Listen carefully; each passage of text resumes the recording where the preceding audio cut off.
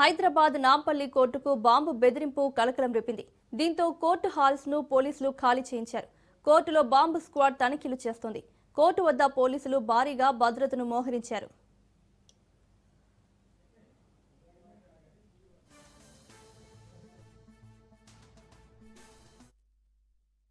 Bomb squad and పోలీసులు అందరూ వచ్చి లోపల చెక్ చేస్తున్నారు, తనిఖీలు నిర్వహిస్తున్నారు.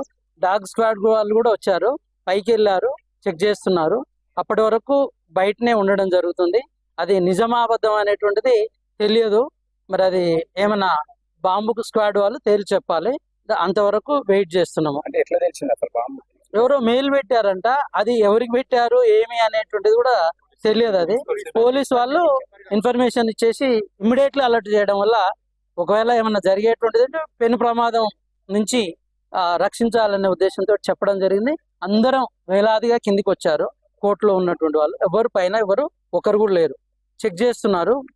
బాంబ్ స్క్వాడ్ వాళ్ళు ఏం తెలుస్తారు, పోలీస్ వాళ్ళు ఏం తెలుస్తారు అని అందరు పైన ఉన్నారు.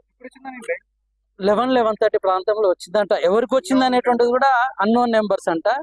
అది పర్టికులర్ గానే తెలియదు. చూద్దాం, లెట్ us see. ప్రతిసారి ఇట్లా ఇది ఫస్ట్ టైం కాదు.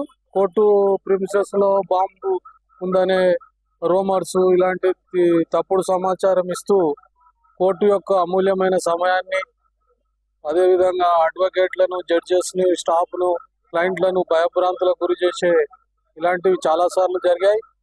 దీనికి ఒక పటిష్టమైనటువంటి పోలీస్ యంత్రాంగం ఇలాంటి వార్తలు వచ్చినప్పుడు ఆ ఏ నెంబర్ దారి వచ్చింది అనేది దాన్ని పూర్తిగా దర్యాప్తు చేసి ఇవి మళ్ళీ పునరావృతం కాకుండా కఠినంగా వాళ్ళని ట్రేస్ అవుట్ చేసి చర్యలు తీసుకోవాల్సినటువంటి అవసరం ఉంది.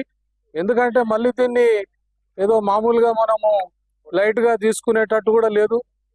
అనేక సందర్భాలలో, అనేక ప్రాంతాలలో ఎప్పుడు ఎక్కడి నుండి ముప్పు ఈ హైదరాబాద్ భాగ్యనగరానికి మొత్తము ఎక్కడ విధ్వంసాలు జరిగినా కూడా హైదరాబాదే మూలాలు అన్నట్టుగా ఉన్నటువంటిది కనుక మన హైదరాబాద్ లో ఇది ఏషియాలోనే పెద్ద క్రిమినల్ కోర్టు.